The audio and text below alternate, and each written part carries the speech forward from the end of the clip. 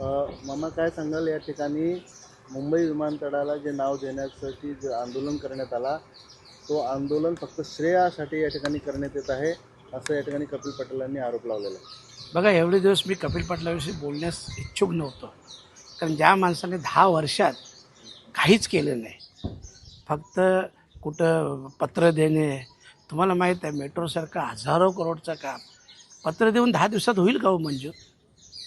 आता ते कामन रस्त्याचं दिलं, काय तुमच्या पत्राने मंजूर आहे का? आणि 10 वर्षे काय झोपले होते का? शरम वाटतो का 10 वर्षात तुम्ही जर 2 रस्ते 35,000 करोडचं बोलता? 1300 करोडमुळं अख्खी मुरबाड रेल्वे थांबली, 750 करोडमध्ये वाडा मनोर रस्ता थांबला, 250 करोडसाठी हा कामन रोड थांबला. काय या माणसाला काही वाटतो का नाही शरमबिरम? 10 वर्षात हे काम तुम्ही करू शकलं नाही आणि 35,000 करोडच्या बाता मारता. हे लक्षात ठेवा, ह्या सगळ्या गोष्टी थातूरमातूर आहेत. आणि हे विमानतळाविषयी पण सांगतो, 2015पासून कोणाला पत्र दिलं होतं मी? कसलं पत्र दिलं? का कुठलं आंदोलन केलं तुम्ही? मला सांगा ना, कुठलं आंदोलन केलं कपिल पाटलांनी? लोकसभेमध्ये आवाज उठवला म्हणून। अरे आवाज काय उठवला? आवाज मी पण उठवला, पण फरक आहे, मी 10 मेला पत्र दिलं, माझ्या पत्राचं उत्तर आल्याबरोबर मी गप्प नाही राहिलो, मी पुन्हा संसदेत आवाज उठवला. संसदेत आवाज उठवल्यानंतर 4 जूनच्या रॅलीमध्ये गेलो. 4 जूनच्या रॅलीमध्ये बघितले, हे सगळे महाभाग कोणीच नव्हते. काय कुठून आदेश होता यांना माहिती नाही, पण हे एकही महाभाग नव्हता त्या 4 जूनच्या रॅलीत. परत त्याच्यानंतर मला शंका वाटली, म्हणून मी स्वतः ते 4 व्हीलर गाड्या रॅलींचं आंदोलन केलं. आणि उद्या 3 वाजता आमची कोपरखैरण्याला सगळ्या संघटनांची मिटिंग आहे. याला पाठपुरावा बोलतात ना. ह्यांनी पत्र दिलं, 2-4 वर्ष बघायचंच नाही, अरे असा पाठपुरावा असतो का? कृती समितीच्या माध्यमातून अनेक आंदोलनं करण्यात आली आणि त्याच समितीच्या माध्यमातून आंदोलनं पुढे होणार असं ते म्हणतात. नाही, बघा, कृती समितीला माझा थोडा विरोध आहे. आता कृती समिती हे विमानतळाचं उद्घाटन जवळ आलं, थोडं शांत होते म्हणून मी ते आंदोलन केलं. कारण आंदोलन करणं, सरकारचं लक्ष वेधणं, सरकारच्या लक्षात आणून देणं हे काम आहे ना आपलं. जर आपण शांत बसलो तर कसं होईल हो? आतासुद्धा बघा, 8 तारखेचं काय बोलतात का? काढलं का हो आदेश? काय काढले का? नामांतरांचे काय आदेश काढलेत का? मला सांगा. हे नुसतंच मुख्यमंत्री महोदयांनी बोललं, लगेच ते फेसबुकवर टाकतात हे ते. अरे मुख्यमंत्री महोदयांची पूर्ण स्टेटमेंट ऐकून घ्या, काय बोलल्यात ते ऐकून घ्या. मला वाईट वाटतं ह्या लोकांचं. काय आता ते पराजयामुळे काय बुद्धिभ्रष्ट झाले का माहीत नाही. पूर्ण स्टेटमेंट ऐका, तुमच्या लक्षात येईल. त्यांनी सांगितलं, तेच सांगितलं की महाराष्ट्र शासनाने तो प्रस्ताव पाठवलेला आहे आणि केंद्र सरकार त्याच्याबद्दल पॉझिटिव्ह विचार करतो. असं बोलले का? की पंतप्रधान महोदयांनी सांगितलं तेच नाव द्यायचं आहे, गृहमंत्री महोदयांनी सांगितलं तेच नाव द्यायचं, असं बोलले का कुठं मुख्यमंत्री महोदय? सांगा मला. आणि कपिल पाटील हे देखील बोलतात की हे फक्त श्रेय घेण्यासाठी हा पूर्ण खटाटोप चालू आहे मामा यांचा. आणि दुसरीकडे ते जेवढे गाड्या घेऊन गेले, मी 12,000 गाड्या घेऊन जाऊ. अरे मला एक सांगा, त्याला थांबवलं कोणी? 12 का 24,000 गाड्या घेऊन जा. अरे मलाही अभिमान वाटेल की माझ्या समाजाचा आणखी एक नेता जागा झाला.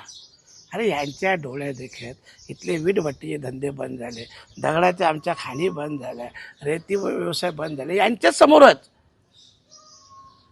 समोरच हेच नेते होते. 10 वर्षे काय केलं? काय शेण खाल्लं का 10 वर्ष? तुम्ही सांगा ना मला. 35,000 करोडच्या बाता मारतात. जे मी रस्ते सांगितले, आज कामन रोडला किती लोकांचे जीव गेले हो? वाडा मनोर रोडला किती लोकांचे जीव गेले हो? मुरबाड रेल्वे फक्त 1300 करोडसाठी थांबले ना. या महाभागाला माहीत पण नाही की 2 ऑगस्ट 2023मध्ये राज्य सरकार आणि यांनी रेल्वे मंत्रालयाने ते रिपोर्ट पाठवला होता का फक्त 1300 करोड आणखी लँड ॲक्वायरसाठी पाहिजे. ह्याला माहिती नाही. हे झोपी गेलेलं बाळ आहे. आता उठलंय, आता लोकांनी जागा दाखवली, आता उठलंय आणि फिरतो इकडे तिकडे. अरे 10 वर्ष तुला थांबवलं होतं कोणी? 12,000 गाड्यांच्या काढायला मी थांबवले का?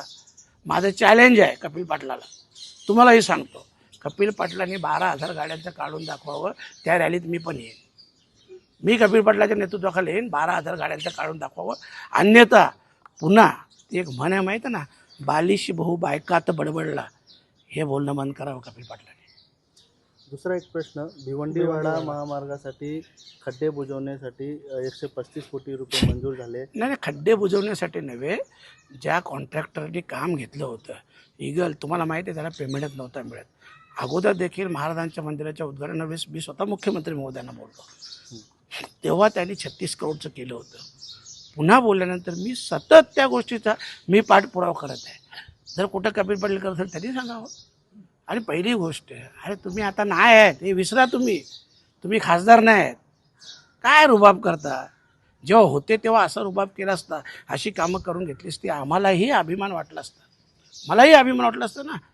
अरे मला काय, आमची काय एकदम का वैयक्तिक विषय आहे का असा. पण बघा, मी तुम्हाला हे सांगतो, मंगळवारची गोष्ट, जेव्हा मी मंगळवारी तिथे गेलो ना, मंगळवारी मी गेल्या शिवेंद्रराजे भोसले साहेबांनी सांगितलं आहे, मामा तुझ्या विनंतीनुसार ते 135 पॉईंट काहीतरी करोड आहेत ते आम्ही त्या कॉन्ट्रॅक्टरला दिले मामा. मंगळवारची गोष्ट आहे. स्वतः शिवेंद्रराजे भोसले साहेब बोलले, त्यांच्या कार्यालयात मला बोलले का मामा तुम्ही ते पाठपुरावा केला ना. बोललो, CM साहेबांनी मला सांगितलं की त्याला देऊन टाक.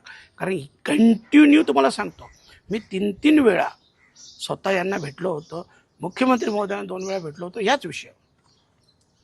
त्यांचा हा आरोप आहे की या रस्त्याची आम्ही संपूर्ण पाठपुरावा केला होता, कॉन्क्रीट रस्त्याची मंजुरी आम्ही आणली, रवींद्र चव्हाण त्यांच्या माध्यमातून हा पूर्ण मंजुरी करून तो टेंडर पास करून घेतलेला होता.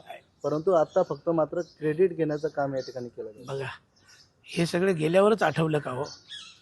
मग 10 वर्ष का लोकांच्या मरणाची वाट बघत होते तुम्ही. 10 वर्ष तुम्हीही खासदार होते ना, वाड्याला जायचं ना, काय त्रास होत नव्हता का. तेव्हा का पाठपुरावा नाही केला. आज मी खासदार झाल्यानंतर माझ्या पाठपुराव्यानंतर काम झालेलं आहे.